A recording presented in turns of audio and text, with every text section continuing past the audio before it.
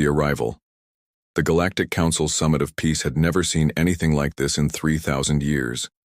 Delegates from across the spiral arm gathered above the crystal blue world of Harmonix Prime, their vessels gleaming in the light of twin suns.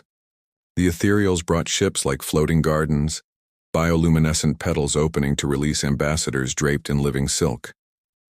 The crystalline collective arrived in structures of pure refracted light, their forms barely visible within the prismatic beauty. Even the war-scarred Kethren came in ceremonial barges, their weapon systems ceremoniously disabled and draped with peace banners.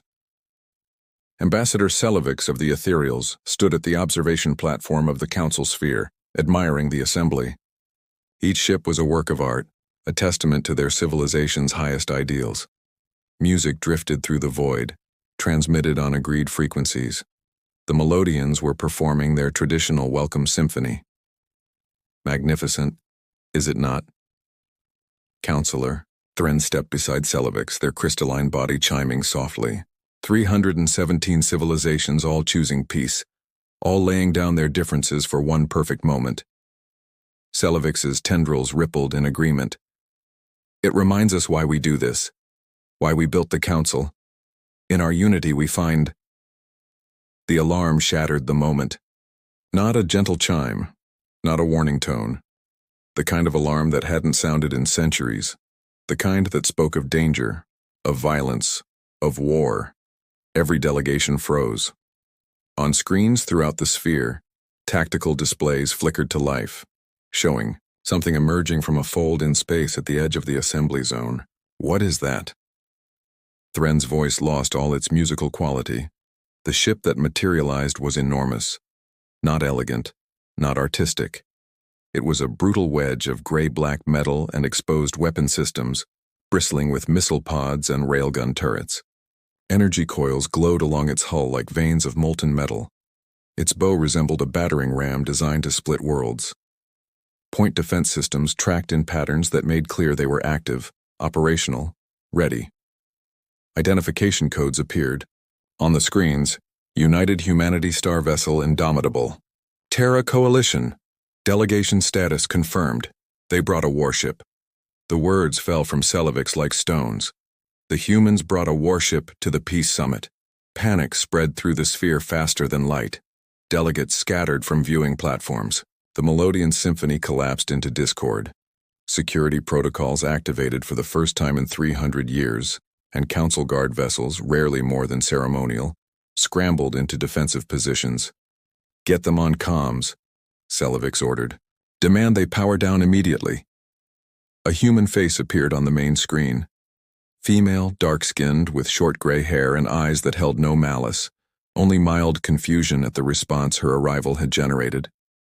She wore a crisp Navy uniform with medals Selovix didn't recognize. This is Admiral Victoria Okoye of the UHSV Indomitable, representing the Terra Coalition, she said calmly. We're transmitting our credentials and requesting docking clearance for diplomatic proceedings. You've brought a warship to a peace summit. Selovix could barely control their voice. Around the sphere, the reaction was the same. Horror, outrage, fear. This is a violation of every principle we stand for. The Admiral's expression didn't change. Ambassador, we're here as invited delegates. Our credentials are in order. The Indomitable is our chosen vessel for this delegation. Chosen? Thren's form flashed red with agitation. You chose to threaten 300 civilizations on the day we celebrate peace? We're not threatening anyone. Your weapons are active. A Kethren delegate's roar echoed through the comms. We came in honor vessels with our teeth pulled, and you arrive with fangs bared. Admiral Okoye's jaw tightened slightly. The Indomitable is always active. That's what she's designed for. But I assure you, we mean no. Withdraw. Selovix made it a command, not a request. Withdraw immediately, or we will consider this an act of aggression. For the first time, something shifted in the Admiral's expression, not fear. Something harder to define. Ambassador, humanity received an invitation to this summit 6 months ago. We've traveled 47 light years to be here. We sent our finest vessel and our most experienced crew. We came to participate in good faith. That is not a diplomatic vessel. It's the most important ship in our fleet, Admiral Okoye said quietly. What better choice could we make? The transmission cut as Council security overrode it. Alarms continued to wail.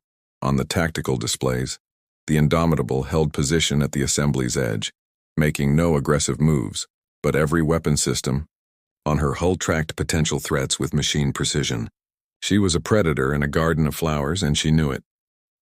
Recall the summit, someone suggested. Postpone until the humans leave. No. Selevik straightened, decision crystallizing. We don't postpone peace because one species doesn't understand it.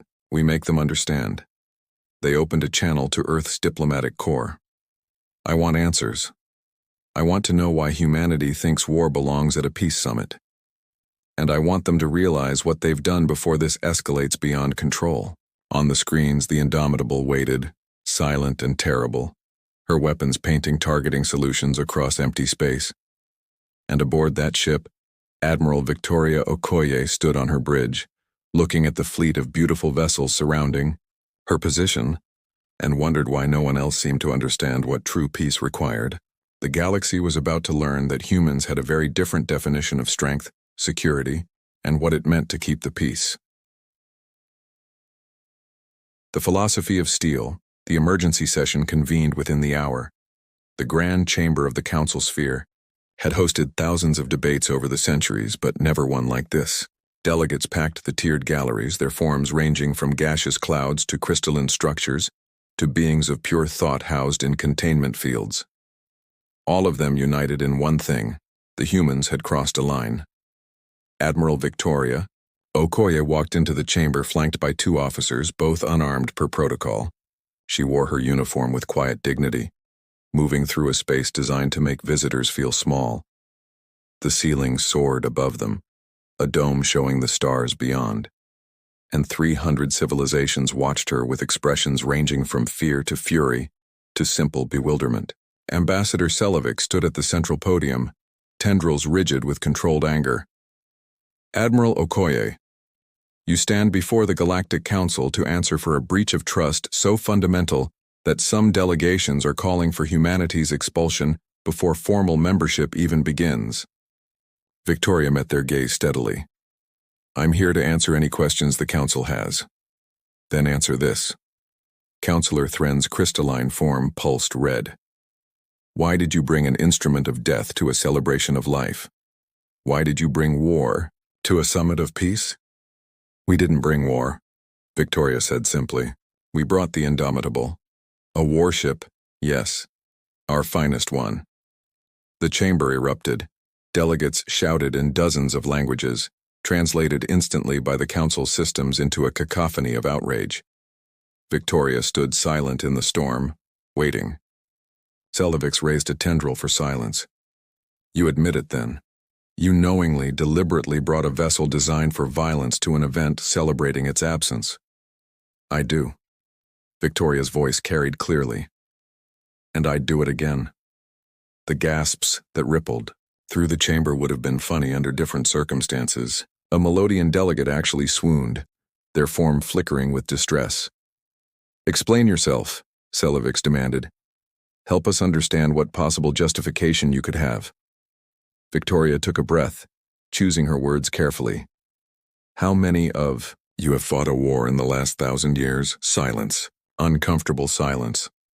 How many of you have faced an existential threat to your entire species in living memory? More silence.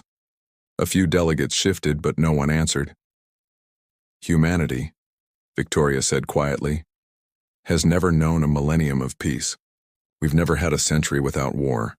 For 10,000 years we killed each other over resources, territory, ideology, religion, and things too stupid to speak aloud. We nearly destroyed ourselves a dozen times over. That's precisely why you shouldn't celebrate violence. A Kethran delegate stood, their armored form trembling. We too were warriors once. We know what war costs, that's why we left it behind. Did you? Victoria's question was gentle, but it landed like a hammer. Or did you simply stop fighting because you had no one left to fight? The Kethran sat down slowly. Victoria walked to the center of the chamber, knowing every eye was on her. 300 years ago, Earth was dying. We'd poisoned our water, burned our forests, and stood on the brink of nuclear annihilation. The only thing that saved us was seeing our planet from space for the first time. Seeing it as one fragile sphere in an infinite darkness. That changed everything. Then you learned peace, Selevik said. As we all did. No. Victoria shook her head. We learned perspective. Peace came later, and it came hard. We had to fight for it. Fight against warlords who wanted to hoard resources. Fight against extremists who wanted to burn the world rather than share it. Fight against the parts of ourselves that whispered it would be easier to take than to build. Violence begetting violence, Thren said dismissively. The oldest cycle. No, strength defending what matters. Victoria's voice hardened. We built the Indomitable and ships like her not because we love war, but because we finally found something worth protecting. Our world. Our species. Our future. And we learned the hardest lesson in the universe, that peace without the power to defend it is just the time between invasions. The chamber went very quiet. When we reached the stars, Victoria continued, we found beauty, wonder. Species like yours who'd achieved what we're still fighting for. True harmony. But we also found the scourge nests, the void predators, the stellar phenomena that don't care about diplomacy. We found a universe that is vast and dangerous and utterly indifferent to good intentions. We've managed that danger through cooperation, Selevik insisted, through unity and shared purpose. You've managed it by being lucky. Victoria's words were blunt. Your region of space is remarkably stable. You've had the luxury of building your peace in a safe neighborhood, but that neighborhood extends only so far. And beyond your borders, there are things that don't respect treaties or value life, things that see your beautiful ships as prey. So your solution is to become predators yourselves? Thren demanded. Our solution is to be shepherds. Victoria gestured toward the stars beyond the dome. The Indomitable isn't a symbol of aggression. She's a symbol of commitment. Every person who serves aboard her has sworn to protect those who cannot protect themselves. Every weapon system you fear is calibrated to defend, not conquer. Every drill we run, every tactical scenario we prepare for is about standing between the innocent and the dark. A smaller voice spoke up, one Victoria hadn't heard before. The whisper-tied delegate, a being of barely contained energy. But why bring her here? Why not send a diplomatic vessel like everyone else? Victoria smiled sadly. Because this is who we are. We're not going to lie to you about what humanity is. We're not going to pretend we're something we're not just to make you comfortable. The Indomitable represents our finest achievement, not our capacity for destruction, but our commitment to defending what we've built. Our peace isn't passive. It's active. It's vigilant. It's armed. Peace through strength, Selevik said, and the phrase sounded like an accusation. Peace through preparedness, Victoria countered. We came here because we believe in what you're trying to build. We want to be part of it, but we won't abandon the lessons we learned in Blood and Fire just to fit your aesthetic preferences. It's not about aesthetics. Selevik's control finally slipped. It's about principle. It's about choosing a better way. We are choosing a better way, Victoria said softly. We're choosing to be strong enough that we never have to use that strength. We're choosing to be so prepared for war that no one dares force it upon us. We're choosing to stand watch so that you can keep building your gardens and composing your symphonies and living the lives we wish we could live. The chamber fell silent again, but this time it was different, uncertain, thoughtful. Victoria straightened. I won't apologize for bringing the Indomitable. She represents everything humanity has survived to become. But I will promise you this. You will never see her weapons fire in anger unless there's something threatening you too terrible to ignore. We came here to be your allies. Your partners, and if necessary, your shield. She turned to leave, then paused. One more thing. Every delegation brought their finest vessel. The ethereals brought living art. The crystalline collective brought light made solid. The humans brought the ship that ensures we'll still be here to create art and build beauty tomorrow. We may define finest differently than you do, but we're just as proud of what we've achieved. As Victoria walked out of the chamber, the delegates sat in silence, processing words that challenged everything they thought they knew about peace. And outside, the Indomitable waited, weapons ready, shields strong, a statement written in steel and fire that humanity would protect what it loved, no matter the cost. When ideals meet reality, the debate raged for 6 hours. Some delegations called for humanity's immediate expulsion. Others argued for patience, for understanding, for giving these violent newcomers time to learn better ways. The ethereals proposed a compromise. Humanity could join the council, but only if they sent the Indomitable away and returned with a proper diplomatic vessel. Admiral Victoria Okoye listened to it all from the observation gallery, her expression neutral. Her crew remained aboard their ship, maintaining their watch as they always did, scanning the void with sensors that never slept. It was those sensors that detected it first. "Admiral." The voice crackled through her comm, urgent but controlled. "We've got multiple signatures dropping out of fold space. Bearing 270 Mark 15. They're not broadcasting council identification codes." Victoria was on her feet instantly. "Classification?" "Unknown. Configuration doesn't match any registry. They're big, Admiral. 7 contacts, each massing about 60% of Indomitable's tonnage. And, ma'am, weapon systems are active and powering up." The alarm that sounded this time was different from before. Not the warning that had greeted the Indomitable's arrival, but something primal and ancient. The sound that meant the thing every peaceful civilization feared had finally come to visit. Pirates. Not the romantic kind from stories. The real kind. The kind that had hunted the edges of civilized space for generations, preying on vessels too beautiful to fight back, too innocent to see them coming. The kind that saw a gathering of 300 unarmed diplomatic ships and must have thought they'd found paradise. The council chamber erupted into chaos. Victoria ran for the docking bay, her officers beside her. Around them, delegates scrambled in directions they weren't trained for. Security personnel who hadn't faced real threats in centuries froze with uncertainty. And on every screen, the tactical situation deteriorated with terrifying speed. The pirate vessels were crude, ugly things, repurposed cargo haulers studded with stolen military hardware. They accelerated toward the assembly with absolute confidence, weapons locks already painting targets across the gathered fleet. "All vessels, emergency disperse." Selovic's voice carried the edge of panic. "Council guard, intercept and—" "Ambassador, the guard ships aren't armed." Thren's crystalline form had gone completely transparent with fear. "We haven't maintained combat-ready vessels in 300 years. They can't fight. They can only die trying." On the screens, the 4 ceremonial guard vessels moved to intercept anyway, brave and doomed. The pirates didn't even slow down. Railgun fire tore through decorative hulls that had never been meant to withstand violence. 2 guard ships disintegrated immediately. The others managed to deploy their shields, pathetic things designed for asteroid impacts, not military-grade weapons, before being crippled and left spinning. The pirate fleet drove toward the council sphere like wolves into a flock of sheep. Victoria reached the docking umbilical just as her shuttle was prepping for emergency departure. She could take the shuttle, get back to her ship, and coordinate from there. The proper procedure? The safe choice. She activated her comm instead. "Commander Reeves, this is Okoye.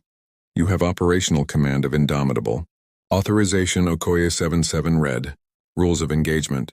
Protect the council fleet at all costs." "All costs, Commander? Make them remember why humans build ships like ours." "Acknowledged, Admiral. We'll bring you home." Through the observation ports, Victoria watched her ship move. The Indomitable had been holding position at the assembly's edge, polite and unthreatening despite her fearsome appearance. Now she moved like a living thing, her engines flaring blue-white as she accelerated to combat speed. Point defense systems that had made the council nervous suddenly had targets that deserved them. Railguns that had been called excessive swiveled with predatory precision. Missile pods that had been deemed barbaric opened like flowers of steel. The pirate fleet saw her coming and actually paused, as if confused by the concept of resistance. That pause cost them everything. The Indomitable opened fire. The sound didn't carry through vacuum, but Victoria felt it in her bones anyway. Railgun slugs crossed the distance at a fraction of light speed, moving too fast for pirate sensors to track. The lead raider's shield flared, collapsed, and the ship behind it came apart in a spray of atmosphere and debris. The pirates scattered, finally realizing they'd made a terrible mistake. But the Indomitable had been designed by a species that understood pursuit, that knew how predators thought because humans had been predators and prey both. She adjusted her vector with brutal efficiency, placing herself between the Council fleet and the raiders. Hostile vessels, this is UHSV Indomitable. Commander Reeves's voice broadcast across all frequencies. You are engaging protected space under Terra Coalition authority. Cease your attack and withdraw immediately or be destroyed. You have 30 seconds to comply. The pirates responded with missiles, cheap, mass-produced things that probably worked fine against unarmed merchants. The Indomitable's point defense network lit up like a constellation being born. Computers that processed thousands of calculations per second, trained by centuries of human warfare, designated each missile and assigned it a solution. Lasers and kinetic interceptors created a wall of precision violence. Not a single missile made it within 5 kilometers of the human warship. 28 seconds after the warning, the Indomitable demonstrated why humanity had learned to build weapons that terrified peaceful species. She didn't destroy the pirate fleet with overwhelming firepower. She dismantled it with surgical precision, engines targeted and crippled, weapon systems specifically eliminated, communications arrays destroyed, life support deliberately left intact. Each pirate ship was systematically reduced to a drifting hulk, alive but helpless, dangerous but declawed. It took 4 minutes. The Council fleet watched in absolute silence as the Indomitable completed her work, then took up a patrol pattern around the assembly, her sensors sweeping the darkness for any additional threats. Her weapons stayed hot, ready, vigilant. Victoria returned to the Council chamber to find 300 delegates staring at the tactical displays with expressions she couldn't quite read. Fear was still there, but something else too. Understanding, maybe, or the beginning of it. Celovix approached slowly, tendrils moving in patterns Victoria had learned meant uncertainty. You saved us. We protected the summit, Victoria corrected gently. It's what we came here to do. We called you warmongers. We called your ship an abomination. We wanted to turn you away. You called us what you saw, Victoria said. You weren't wrong. The Indomitable is a warship. She was designed for violence. But violence in service of what matters, that's different than violence for its own sake. Terran approached, their crystalline form pulsing with colors Victoria had never seen before. We've built our peace on assumptions. On the belief that if we were harmless enough, inoffensive enough, beautiful enough, we would be safe.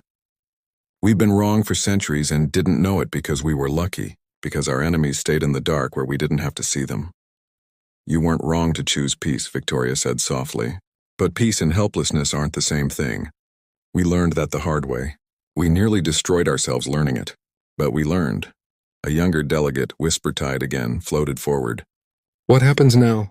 To us, to the Council. Victoria looked at the assembled civilizations, seeing them clearly for the first time. Not naive fools. Not weakness disguised as principle. Just people who'd found a different path and built something beautiful upon it. Something worth protecting. Now you decide, she said. You can continue as you have, hoping the darkness stays away. Or you can let humanity teach you what we know. Not how to make war. You're better than that, and I hope you stay that way. But how to defend peace. How to be strong enough that predators see you and choose easier prey. How to build beauty. Knowing it will still be there tomorrow because you have the strength to ensure it. Celovix was quiet for a long moment.